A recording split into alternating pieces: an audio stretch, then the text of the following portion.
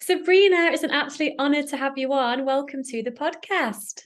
It is so good to be on. Thank you for having me.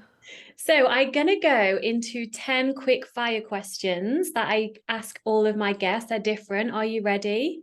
Oh my God, I don't think so, but I'll be ready. Okay. Number one, easiest one ever, favorite food. Pizza. Number two, the most ridiculous diet you've ever been on. Probably my 1200 calorie one. Yes, that is very restrictive. And unfortunately, is it MyFitnessPal that has that as just a norm? Yep. And I think it was the most ridiculous one because it was the one that lasted the longest for me. Yeah, that's harsh. Actually, maybe my every year I would do no desserts January after the holidays. So that was also pretty extreme.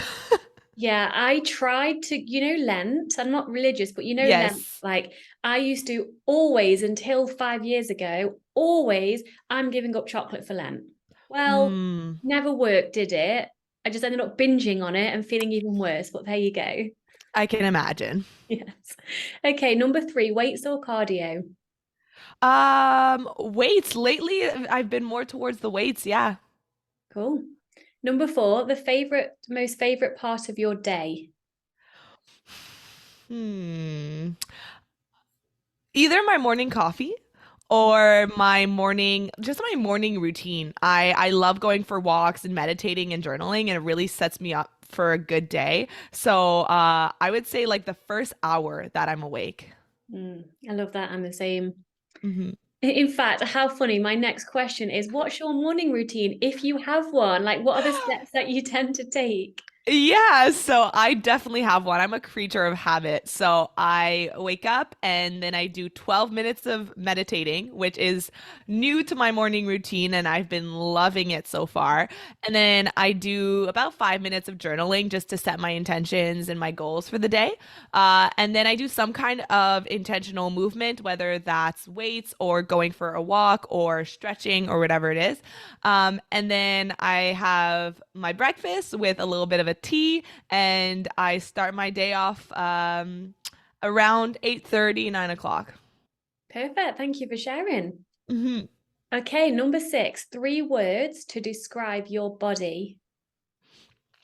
Strong, um, amazing, and what's a third word? Just worthy. Regardless of how big or how small it is, it's just worthy of love. It's worthy of respect. Oh, I love that. I love that so Hmm. much. Number seven, something that you love that others may consider strange or weird. Oh, something that I love. Okay, I feel like I'm gonna have to circle back to that one because I'm sure there's a lot of things that I can think of, but right now I'm drawing a blank. That's fine. I'll ask at the end, and if you come up with nothing, that's also fine. I Okay. have a suggestion that I'm assuming for you, but I don't want to assume. So Okay. Well, what do you assume?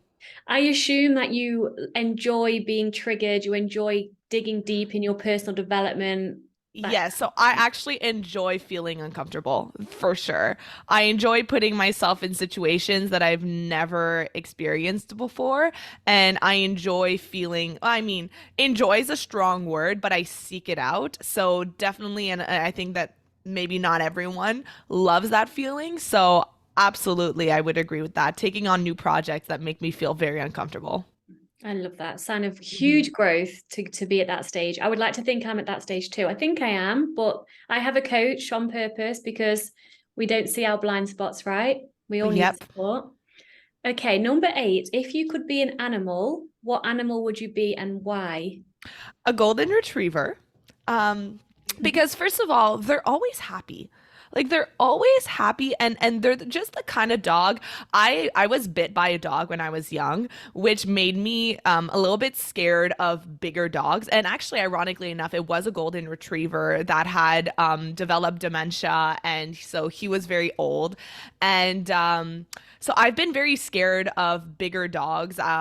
because of that. But golden retrievers is like that one dog that I always know is like the friendly dog that's always going to be in a good mood. That's not going to be dangerous. Again, ironically enough, because I got bit by a golden retriever.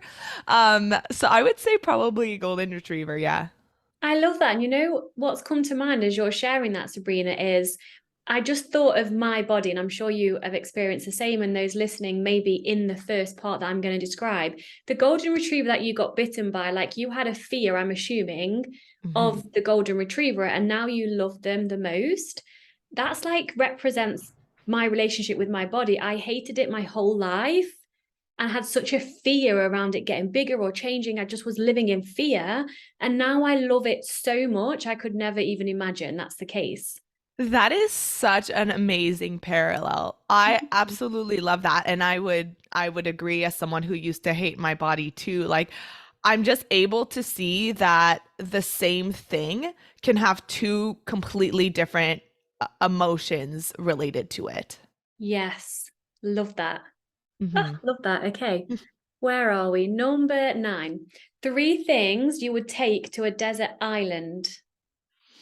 Three things oh, definitely my water bottle, my emotional support water bottle. I carry it around everywhere. I'm a huge, huge water drinker.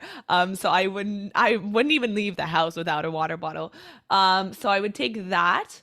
I would probably take, I don't want to say a boring answer like my phone, but I think that I would need my phone and probably a journal. What about a pen? Oh, shoot. Shoot, I can only have three things. Okay, then I guess a journal and a pen. Because then Yeah, because otherwise your phone battery is going to run out eventually anyway. that's very true. Yeah, that's very Journal, true. pen, water bottle. Yeah, there you go. You can write your book until you get rescued. Can I ask what your three items are?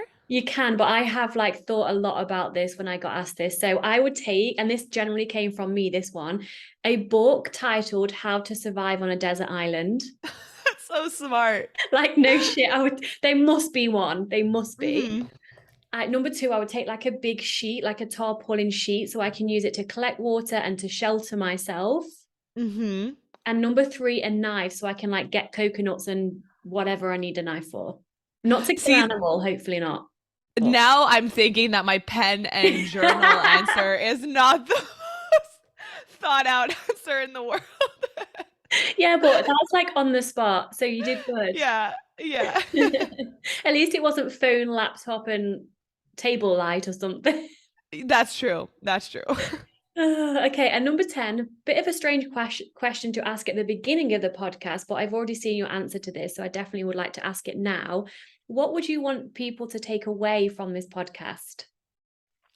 I would want them to take away that no matter how broken they feel, how hopeless they are, that they'll ever get better, or how much they feel like there's something wrong with them, that there is something better, that there is possibility for change, that there is no one who is unfixable. There's no one that is too far gone or too broken, because I know that I felt that way. And I have worked with so many women who, when they reached out to me, they said, your program is the last thing I'm trying, and if this doesn't work, then I'm basically giving up on myself. And so no matter how many times you've tried and you feel like you're so stuck, sometimes it means doing something completely different, but there is always going to be a light at the end of the tunnel. That is incredible, and I'm so glad that you've shared that, because so I thought the same too. Other people can heal, but I'm too fucked up. Hmm. And isn't Yeah. it crazy how many women genuinely feel and think the same way? Yeah, and I think it's so tragic because this is something that most people don't talk about. It's something we hold so much shame and guilt about, that because of that, we end up actually making it heavier on ourselves. I know when I started talking about it, it actually helped me in my healing journey, because it takes some of that, like, we make it feel very intense and very serious because we avoid it so much. And when we're able, same thing with like anxiety or any kind of very heavy issue, the more we try to avoid it, and the more we internalize it, and it becomes heavier, and then it becomes our entire life. So find someone who you trust, who you can be vulnerable with, and allow themselves to allow you to share that part of yourself with someone, because the more you talk about it, the less heavy it's going to feel. So true. Mm-hmm. And Sabrina, how did you get to where you are now? So you're a food freedom coach. Mm-hmm. What's your story? How did you get from where you were to where you are now? Okay, I'll try to give you the Cliff Notes version of it. So my body image issues started when I was in my teenage years. I was a synchronized swimmer, which is a very body image focused sport. And it's funny, I had a guest on my podcast yesterday who's a registered dietitian who focuses on athletes and sports nutrition.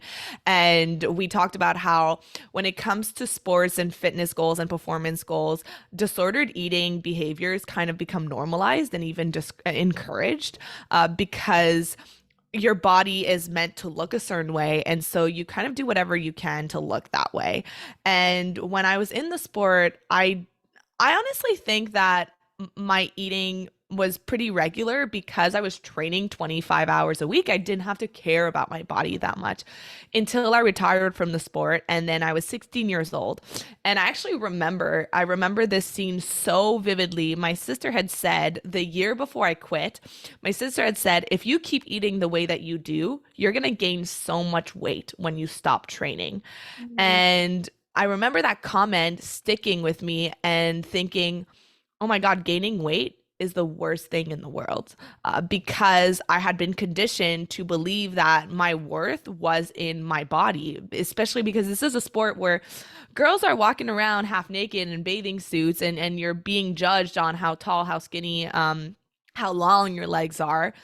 And so I remember leading into my last year of the sport, I already started changing my eating habits. I started, instead of eating chips, I was eating veggie chips or like the air crisp or whatever had lower calories. It started then, and then it really exploded when I retired from the sport and I didn't know how to eat. I didn't know how to work out because I didn't know what I enjoyed. And so it it spiraled into an obsession with not gaining weight. And so I did what most people do when they have anxiety around their bodies, which is go online and look at what should I be doing to lose weight. So you start cutting down on carbs, you start cutting down on calories overall, you start switching from regular pasta to zucchini, and you start, I don't know if you did this, but I started switching from eating bread to eating sweet potatoes as my toast for my avocado and Yeah. egg toast. Yes, I always make jokes about this. I literally, and I can't believe anyone didn't stop me and said, what the heck are you doing? But I would slice up thin slices of sweet potato and I would put it in the toaster. And I think at one point I broke my toaster because, believe it or not, sweet potatoes are not supposed to No, go in the isn't it toaster. still hard? Yes, it was. It was hard. It was hard, and I would put avocado and egg on top. Bell pepper sandwiches were a big hype for me too. So because of this, because I was so restrictive with my eating, the all of these things that I was trying to do in order to gain quote unquote control of my eating just made me feel more out of control. So I would eat very little, or I would eat very, very quote unquote clean from Monday to Friday, or from like the time I woke up until 8 p.m. And then 8 p.m. was like that switch would go off. People would go to bed, and it was kind of like no rules. All bets are off, and I would eat it. One thing led to another, and I'm sure that you can probably relate to this. If, let's say, I had a craving for chocolate, then I would think, okay, what is something healthy that is also sweet that might satisfy my craving? So I would have like a few grapes, and then that didn't do the trick. So I would move to something a little less healthy, but still healthy enough that I didn't feel guilt. So it would be like cereal or fiber one brownies or this healthified dessert that I had made homemade, which tasted like cardboard, but it was sugar free, so that's okay. Um, and then that wouldn't satisfy my craving, so it would build and build and build until eventually I was like, just have the thing that I've been craving from the beginning. But because I had eaten so much food at that point, Mhm. I was so stuffed and I felt uncomfortable. And I'm sure that you know this, if I had just let myself eat the food I was craving at first, that wouldn't have happened. So I struggled a lot with restricting and then binging. And then eventually, when I got to university, it was like a really big life change for me that I wasn't expecting. I was moving away from my parents' house for the first time. I was living alone. I was taking care of myself. I was in a new city. I had new friends. And so my life felt very out of control. And of course, this is all in retrospect. I didn't realize all of this going on when I was going through it. But I started using exercise and food as a means of feeling in control. And so that is when sorry about that. That is when I started obsessively counting. I got a Fitbit. So I started obsessively counting my calories and my steps and being hyper vigilant about my food and tracking everything into my fitness pal and making sure that I was only eating quote unquote clean. And I didn't know what this was at the time, but what I found out later was that I was struggling with orthorexia, and I just had this unhealthy obsession with being healthy. Mm.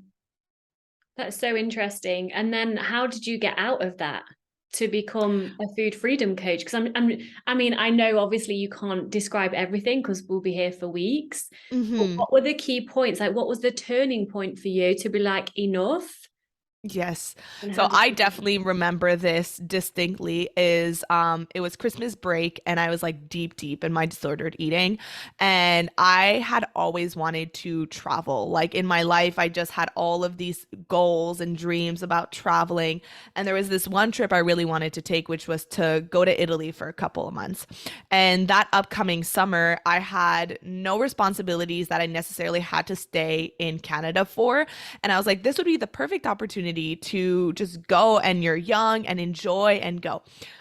But I couldn't get myself to do it because the fear of gaining weight and of not having control over my food was so strong that like it gave me anxiety to think. And especially when you think of Italy, when I told people that I was thinking of going to Italy, they knew the way that I ate. They knew I didn't eat carbs, and I was always like the quote unquote healthy friend who was always hyper focused on her body.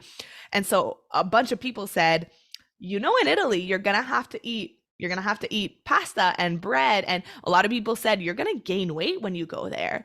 And all of this, like diet culture, super, super loud everywhere. And these are people that I love, like my friends and my families. And they didn't realize that they were just making a joke. But for me, it? like I internalized that very, very strongly.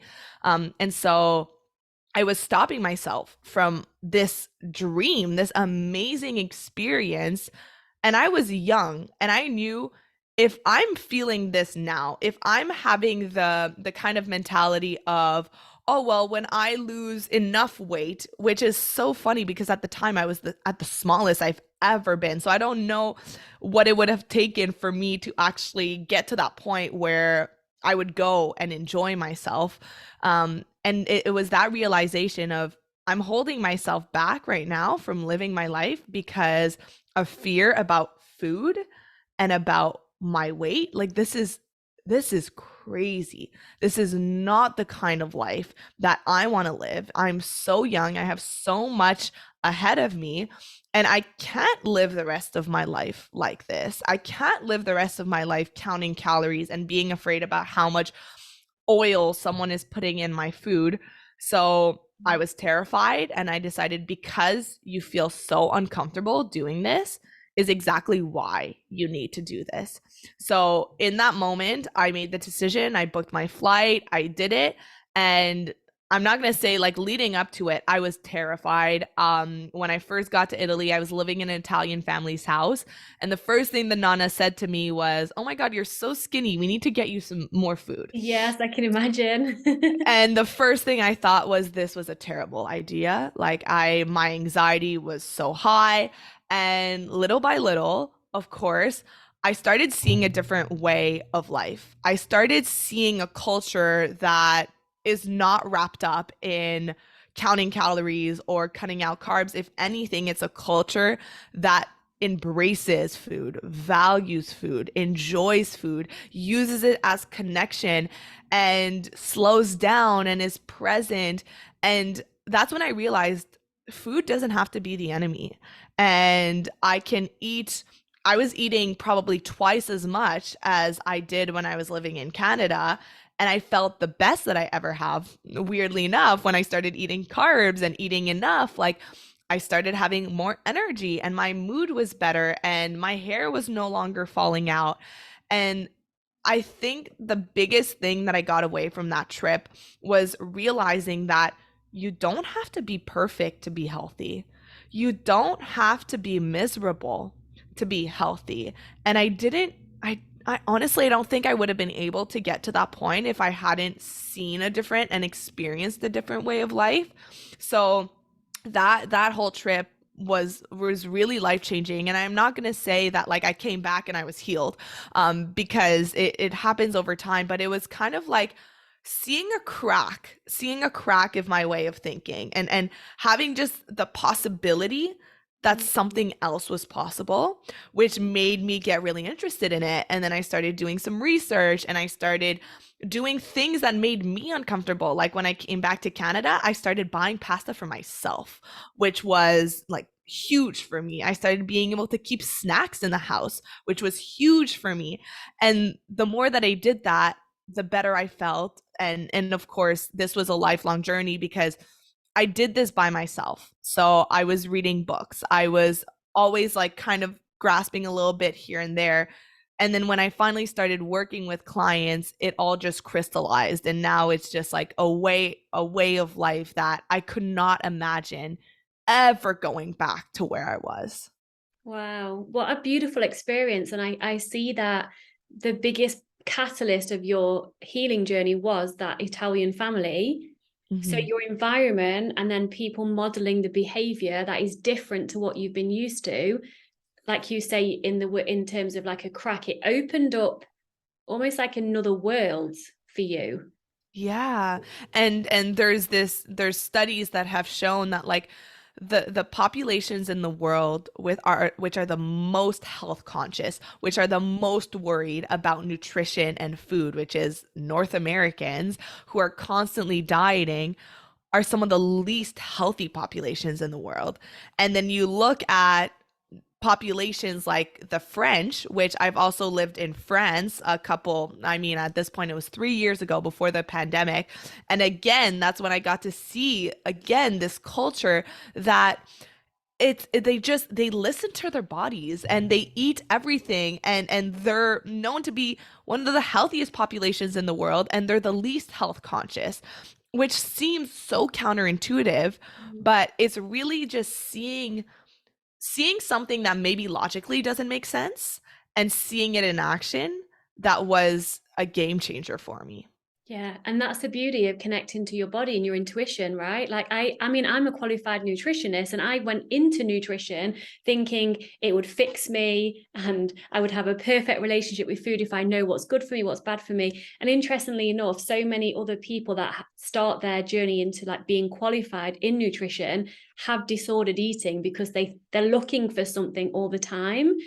And Yeah. the best nutritionist you will ever have is your own body. Yeah. And it's so funny that you say that because so my degree is in financial math and economics. That's what I went to university for before I moved into health coaching. And for a year, I worked at Statistics Canada, and I was looking up articles about nutrition and calories and exercise all the time. And I could write my own book on nutrition. Like, I knew so much about it. But what I didn't realize, I thought I was doing it because I was just health conscious and I was interested and I was passionate. But really what I didn't realize was that that was fueling my disordered eating. The more that I learned about nutrition, the more that I tried to seek it out, the more I got obsessed with it and afraid of it, and the more out of control I felt. Oh, I'm so glad you brought that up. It's not lack of knowledge most of the time with the ladies I work with anyway. It's too much knowledge in a Too way. much knowledge. Yeah. So Hmm. I would love to talk about orthorexia because that's the only, well, I'm not saying only because there's many different types of like eating disorders out there. I personally haven't experienced orthorexia myself. And Hmm. so what are the symptoms or the signs of that? And how can someone start to like heal that? Yeah. So orthorexia is not officially recognized in the DSM as being one of the classic eating disorders like binge eating disorder or anorexia. I think mostly because it is more recent. It's been recently being developed because of the new focus on clean and organic and healthy. And so because of that, people are experiencing it more and more, which is basically this unhealthy obsession with being healthy, with being pure, with being clean. And one of the symptoms is that it might not necessarily be related to wanting to make your body smaller. It might be related to just wanting to make yourself as healthy as possible, but Mm, it turns into an unhealthy obsession. And so if you're someone who feels like if you eat something that's not organic or you don't know the ingredients in it, or you start looking into like toxins around food, and you're going to find out that every food has toxins. yeah. And so I remember I actually made myself believe, and I think I really triggered it in myself, that I was gluten intolerant because I was looking into like paleo, and I was looking into different diets that told you that like gluten is going to kill you and dairy is going to kill you. And so I honestly think I like manifested gut issues because of it. And I Mhm. remember telling my family like, okay, I think I'm going to try to go a month gluten free. And they just thought, where is this coming from? Like you've never had issues with bread. And so I did it. I started eating like almond flour and coconut flour because I wanted like what was the best quality of everything. I wanted to like biohack myself. Mhm. And it got to a point, again, it becomes, there's nothing wrong with being health conscious. But as someone who myself is a perfectionist, I know this. I'm very type A. I like to try to overachieve. I took it to another level where it was robbing me from my health and from my quality of life, because everything revolves around food, and you start becoming afraid of going to the restaurant because you don't know how much oil, how much salt, what they put in your food. It becomes very debilitating, and it becomes hard to have like solid relationships and a positive body image and solid relationship with yourself, because you're so hard on yourself if you're not perfect. When did you notice and be honest with yourself that, okay, wait a minute, this has gone from wanting to choose more healthier or more nutritious options when it makes sense Mhm. to that obsessive, like, this is actually not giving me the quality of life I desire? Did it take long for you to notice that for yourself? Yes, it absolutely did. And again, I don't think that I was aware of it. I used to live life on autopilot. I used to not really be aware of what my patterns were. I didn't recognize my patterns. I didn't recognize my thought processes. And I think that it's really only when I started my business and I got very interested in the psychology of our behaviors and meditating and journaling and doing that reflection, that then I was able to kind of look back and see how that progressively transformed. Because I don't think there was ever a day where I was like, like this is becoming unhealthy. Like I always realized that I don't love the way that this feels. I don't love that I have to eat something different from the rest of my family. Like I wish, this is what I always repeated to myself. I wish that I could just eat normally Mhm. like the people around me. I wish that I could have that like bowl of pasta and not feel worried and anxious and not think about it for the next 24 hours. But again, it goes back to what I was saying at the beginning, was just I thought that's just always going to be me. I'm always gonna, that's just who I am. Like maybe those people are born differently. And I'm just someone, because I'm so health conscious, it's always gonna be on my mind. There's really no other version of me. Um, so I don't think that there was ever that point where I was like, this is unhealthy.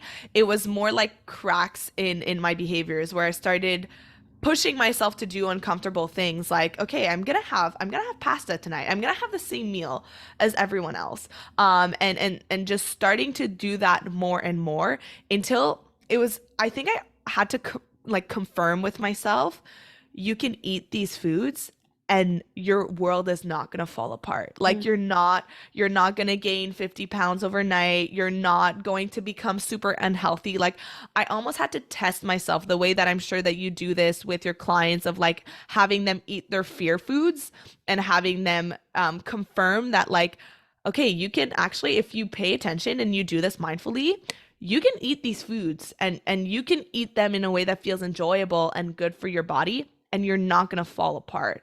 And I Mm. think that's what I needed to do with myself too, which was like this progressive process of feeling uncomfortable, reflecting on it afterwards. That part is so important. And then doing something that scares me a little bit more and a little bit more. Like I started drinking my calories. We were talking about that before our interview. Like I started drinking chocolate milk, which was something I never had done. And the more and more that I did that, the more I just realized, oh, this is what it takes. This is what it takes to be healthy. It's allowing yourself to Mhm. have these foods and having joy in your life. And you're not gonna die. You're not gonna become this super unhealthy girl if you're not eating organic and pure all the time. Yes, and trusting your body to know that your body knows what to do with food. I mean, yes, Yes. in a perfect world, we would only eat from a land and we would only eat like homegrown, all of that. Well, here's the thing, we don't live in a perfect world. We do live in the 21st century where there's like an abundance of like delicious processed foods. So I Hmm. would much rather enjoy my life, eat whatever I want when I want, which interestingly enough, my body guides me to a balanced, nutritious diet anyway because I Exactly. allow, the more I tried to like restrict sugar, the more sugar I ate because I'd binge on it. And Hmm. so, like, yes, the toxins, like they're everywhere. Like me and my fiance have this conversation quite often. If you were so worried about toxins, you wouldn't breathe the air. You literally wouldn't breathe. You wouldn't Yeah. go outside. You'd have like all these air purifiers everywhere. You wouldn't drink water. You wouldn't eat anything. You wouldn't Yeah. buy shampoo. Yeah, and that's the thing is I didn't know how to listen to my body back then. I Mm. didn't trust my body. And I remember when I started doing one of my diets, it said that you couldn't eat oats, you couldn't eat beans. And I remember just thinking, this doesn't make sense to me. Like intuitively, it doesn't make sense. I like eating these things. It makes me feel good, but because like I was following these functional doctors, and I'm not going to say any names, but there was one in particular that makes you think that all food, like literally you can only eat like 5 foods and that's all that's safe. um I Mhm. remember just thinking this doesn't make sense to me, and I was doing these things that my body felt great. I eat oats in my breakfast every single morning now. And so I think it's so important that you be critical of the food rules that you're imposing on yourself. If something doesn't make sense to you, if you're, for example, let's use the example of Optavia, which is, do you guys have Optavia in the UK? For some reason, my mind went to an oaty milk drink. Is that right? No, it's basically this lifestyle change, big Oh, quotes here, that sends you packaged foods. oh, So I think you get one meal a day and then four tiny snacks. oh. Yeah. Yeah. And they like to really focus on it's all about healthy habits. However, what happens when you stop buying their What food? happens when I'm Uh like, hey, Sabrina, do you want to go out for lunch and have pizza? And you're like, nope, I've got my little bar. yeah, yeah, exactly. And that lifestyle change, as you're on your weight loss journey, does not allow for exercise. Wow. Does That not is, allow for exercise. yeah, that, I mean, it's just another diet wrapped up in lifestyle words, isn't it? Yes. And another thing about that diet is I'm pretty sure that they don't allow fruits as well. And so I would have clients I have a lot of ex-Optavia clients who would come to me and talk to me about their past experiences. And they were like, it just, I wasn't allowed to exercise and I wasn't allowed to to eat fruit. And that intuitively didn't make sense to me. Like those are healthy things for you. And that's the thing is people stop trusting their Yeah. intuition and they start trusting other people so much more. And we would never do that with other bodily functions. We would never do that trusting someone else to tell you when to pee or when to sleep. It seems silly, but we do that when it comes to food and exercise. Yeah, because the whole society shame us if we do something that's against the ideal, right? And you just need more Mhm. willpower, in quotes, if you can't Mhm. stick to a diet. It's so interesting. I want to circle back to something you said, and I think it's really important before we go and talk about body dysmorphia. And you were talking about yourself as the healthy friend. This is just what I always do. So, at an identity level, you created an identity for yourself as the healthy one, whatever that means. Can you talk about how you can let go of that identity and then step into a new one that you're creating for yourself, and how scary that also is at the same time? 100%. It was such an identity crisis. That's the Yeah. best way to put it. Because I was the healthy friend, especially when it got to the worst part of my eating disorder. I was going to the gym every single morning at 6 a.m. Everyone would look at me and just, you have so much willpower, you have so much discipline. And the thing about identities is that they don't necessarily need to make sense. And so I had this belief that people loved me because I was the healthy friend, that people like enjoyed being around me and I had value because I was so passionate about nutrition and exercise. And that was what I brought to the world. And ironically enough, the more that I got obsessed with this, the more that I started losing friends because I was not going out to restaurants anymore and I wasn't going out at night because A, I was so tired because I wasn't eating enough. B, I was scared to leave the house after 8 because I was scared to be tempted by food. And then eating after 8 was like a rule that I was, off the table. Mhm. And then I had to be at the gym at 6 a.m. And so, of course, my social life suffered. And so, this belief that I thought that, okay, well, my obsession with being healthy is what makes people love me was actually going completely in the opposite direction. And so, it was super scary for me to even have the thought of eating pizza in front of someone else or eating something that quote unquote was unhealthy and have someone say something like, whoa, you're eating that? Like if I had a comment like that, what I internalize that as is you're the healthy friend. You're not allowed to eat that. I remember in my family, God bless them, they didn't know at the time, but like there was all of these comments about the way that I ate and they were saying it innocently, but when you're so fragile and all you think about is food and your body, one small comment it can trigger you. And so I remember this so distinctly. I was putting food on my plate at a family dinner, and I had put one potato, one potato on my plate. And I was like, that's all you get. Because I really wanted the potatoes, but I wasn't eating carbs at the time. So I said, you're allowed to have one. And I remember my brother looking at my plate and saying, whoa, whoa, whoa, better be careful with that one potato. But he was saying it as a joke because he had 20 potatoes on his plate. And I remember thinking, I probably shouldn't have it. I'm the healthy girl. I shouldn't have a potato. And so not only was like that sense of control really hard to break, but it was also that sense of breaking that identity that I had created for myself. Mm. And this comes back to what I was saying before. It was that um, progressive change in okay, I'm going to start having this and people might say comments and I'm going to have to like work through internally what that means to me and what I'm making it mean. And when I tell my clients is as you're going on a food freedom journey and you're starting to embrace the idea of intuitive eating, the people around you are probably not used to what you're about to do because you've been dieting your entire life. So they're used to you eating a separate meal from the rest of the family. They're used to you constantly restricting different foods. And so you're going to need to sit down with them and have a conversation that lets them know that any food comments, whether they're positive or negative, any comments about body image can be extremely triggering. And so I had to have that conversation with my family where I sat down and I said, any comments, I'm gonna start eating differently. I'm gonna start eating like you guys. I'm gonna start eating normally, and it's gonna be really hard for me. And I'm gonna need any comments about anything that I eat to just not, because for me, if someone said something like, oh, you're going for a second plate, in my head it meant I shouldn't be going for a second plate. Mm-hmm. Even if I'm still hungry, I'm not going to listen to my body, and I'm just going to stop now. And then I would end up binging once everyone had gone to bed.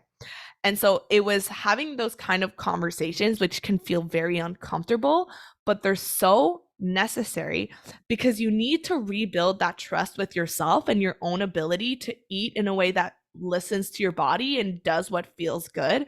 And it's so important to not go through this on your own, to get other people involved, because these are people who are used to being around you all the time. They know that the way you eat is a certain way. And diet culture is so loud that what you'll notice is that all conversations revolve around food and your weight. And Yeah. so when you're working on healing your relationship with that, you need to be able to do it in a safe and comfortable environment. Yeah, it's almost like we train, well, we train people around us in terms of this is who I identify as. So we train them without knowing what to expect from us. And so when that, like you said, like when you had that potato, the expectation from others, like, wait a minute, that doesn't fit with Sabrina's like no carb thing. Therefore, I'm going to like helpfully just make a joke or whatever because it's not who she is. So I think when you decide for yourself, this is what I want to do this differently, having the conversation to get support, you then Mm-hmm. train them that you're just a normal eater. So it is difficult, but we decide how other people's treat us, right? Yeah. Taking ourselves where we want to be and then setting boundaries and all of that. So I would love to just for the last 10 minutes go dive into body dysmorphia. So what is body dysmorphia? And do you believe that someone who has body dysmorphia can fully be healed from that? Yeah. Absolutely. So, like I was saying before, when I was deep in my disordered eating, I was at the smallest I've ever been. And I'm sure that you're familiar and you've talked about on your podcast set point weight theory. I was well below my set point weight. I am naturally like a more muscular girl. I come from a family of just like bigger boned. I'm never gonna be thick. Why can't I Thick skin. talk? Yes. Thick And skin. Thick. and I just have naturally bigger thighs, and I remember I got obsessed with having a thigh gap, and I managed to create a thigh gap in a body that should not have a thigh gap. And no matter how small I made myself, I looked in the mirror and it was not small enough. I looked in the mirror and I hated what I saw. And it's because it all comes down to the intention behind what you're doing. And I was basically hating myself thin. And so when you're hating yourself thin, which is what most people do when they go on a diet, it's not coming from a place of self-love and compassion. It's coming from a place of maybe when I hit a certain weight, then I'm going to love myself again. And when you're doing that, there's never going to be a point where you're hating yourself, hating yourself, hating yourself. And then one day you wake up and there's a number on the scale that you wanted to see. And then there's a switch that goes off and you love yourself now. It never happens. And so I was looking in the mirror and no matter how thin I could get, I hated the way that my body looked. I body checked and now I'm at a healthy weight and my body looks completely different from back then, and I managed to love it so much more than I did when I was in a thinner body. And so I think it's so important for anyone who might feel that way. And it doesn't necessarily be that you are in a thin body and you think you're fat. It might just be that you think that no matter what body you're in, it's not going to be enough. You need to work on the internal part of it, because it doesn't matter what you change externally. It doesn't matter what gene size you hit. It doesn't matter how much you exercise or any of that. If you don't do the work to embrace and accept and respect the body that you're in right now, then it doesn't matter what the external says. You're always going to feel like you're not enough. Yes, I love that you've explained it that way, because it was only a couple of months ago that my best friend said to me, I was showing her someone on Instagram, someone who was really body positive, someone that I really love to follow. I think her Instagram is Y and then underscore Kate, Kait, such an incredible account to follow. And I showed her to my friend and I was like describing like how me and her have got similar body types. And then my friend said to me, do you still think you have body dysmorphia? And I said, well, I've not really thought about it. What made you ask that? And she said, from a place of love, you and this person do not have the same body type. And I was like, that is so interesting. I reflected on that. And my answer to her was, I don't know if I still have body dysmorphia, but what I do know is I have made peace with the reflection in the mirror. So regardless of whether I think physically I'm bigger than I am, it doesn't matter anymore because I've made peace and love who I am anyway. So it's difficult, isn't it? Because body dysmorphia, I'm assuming the term is seeing something different to what other people see. But like you said, that doesn't matter if you don't like yourself anyway. Yeah, exactly. And I have really embraced the fact that based on the day, based on the angle, based on the picture, my body can look completely different. And there's going to be a day where, and based on the mirror, based on what you're looking into, like you're gonna have good body image days and you're gonna have bad body image days, no matter what your body looks like. And I've definitely had, and I know that you kind of wanted to touch on like what to do on bad body image days, because we all have them. And I always, and it might be hard for someone in a bigger body to really comprehend, because they think like, well, if I was in your body, I would never hate my body. But again, it's not about the external, it's about the internal. And so there's going to be days where I look in the mirror and I don't necessarily love what I see.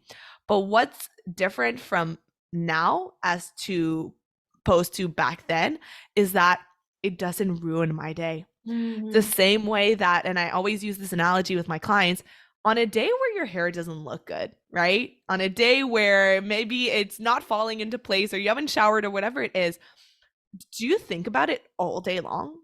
Do you let it ruin your day? Do you let it ruin your mood? Do you let it affect the way that you eat or the way you interact with people? No, right? Because we don't associate that as much meaning to a bad hair day as we do to a bad body image day. And so on the days where I look in the mirror and I'm like, I don't love what I see, I call it out for what it is. Today's a bad body image day, and that's okay. So what do I do on bad body image days? I try not to look in the mirror that much, right? Because why would I want to stand in a mirror and grab the parts of my body that I'm not loving that day and tell and feel negative emotions about myself, when I could just decide, you know what? Today's just, I'm not really going to look in a mirror. I'm going to wear clothes that I know are comfortable and that I feel good in. I'm not going to try to go and have a crazy outfit, which I don't normally do, or wear clothes that, you know how sometimes like you have these outfits that you love, but you know they're not the most comfortable. Yeah. You have to be like in a mood to wear it. That's not the days to do that. If all you want to do is wear leggings and a sweater, things that make you feel comfortable. I know that I have a certain pairs of leggings, which just, they fit right. And those are the ones that make me feel good about myself. And so doing those things that show compassion towards yourself and knowing that This might be one day, it might be a week where you're on your period and you're a bit bloated. And also remembering that your body is going to fluctuate. You might wake up and feel really great and you just haven't eaten for 12 hours and you've been hydrated or whatever it is. And of course, you haven't put any food into your body. By the end of the day, if your stomach is extended and you're bloated, your body, like when you have food on the plate, it takes up room on the plate. When you put food into your body, it's going to take up room in your stomach. And so it's normal for your stomach to bloat and to feel a little different. Just remembering that it is normal and there's nothing wrong with you, and that you all you can do is show yourself compassion and do things that feel good. If going for a walk feels good, if drinking water feels good, doing things that feel good from a place of self-love, not punishing yourself for how you look. Yes, amen to that. And also, I think day to day, our body image can change so drastically, whereas your body doesn't change that much day to day, but your life and your emotional state can. And our Mm-hmm. body is the best scapegoat that we use throughout life. Like, blame everything on our body. I'm stressed in my relationship, the sex life isn't great, therefore it's my body's fault. I'm too fat, I'm too thin, I'm too whatever. Mm-hmm. Someone at work like said I didn't do something right, it must be because I need to lose weight. We just always have our bodies a scapegoat, and it's time we started to make friends with Mm-hmm. love and compassion. So Sabrina, where can people find you and how do you work with clients typically? Yeah, so I have a group coaching program called Food Freedom Academy. So this is really for anyone who has a history of yo-yo dieting, disordered eating, restrictive eating, and they've gone to a point where they don't want to live the rest of their life obsessed with food and their body. And they want to get to that point where they can listen to their bodies and they can eat the foods that they love, and they can realize that you can be healthy and eat the pasta and the cookies, and it's not an all or nothing. And so if they want to learn more, they can go to my website, which is sabrinamagnan.com, or they can find me on Instagram and just send me a DM. I love talking to my community on there and I will answer you personally. So my Instagram is sabrina.magna .health. I'll link everything below, Sabrina. Thank you. And I am launching my own podcast, which you were a guest on, called Live Unrestricted. So I don't know when this is gonna air, but it's gonna be airing at the end of 2022. So if they want to check me out on that, then it's gonna be on all platforms: Spotify, Apple Podcasts, and all that fun stuff.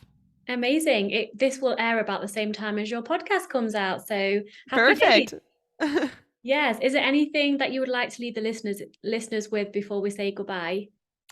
um, I would say just there's no harm in being nice to yourself. Mm. There's truly nothing good that comes out of being an asshole to yourself, and you're only more likely to change in a positive direction if you start being your own cheerleader. Like, I think that's the thing, is people are afraid of, what if I show myself too much compassion and I'm too easy on myself, that I'm going to let myself go. And I always tell my clients, like, no lasting positive change comes from a place of guilt and shame. Mm-hmm. And so there's nothing bad that can come out of becoming your own best friend. Yes. And we will leave it there. Thank you so much, Sabrina. I'll link everything below. I'll see you Thank you next so time. much for having me. You are welcome.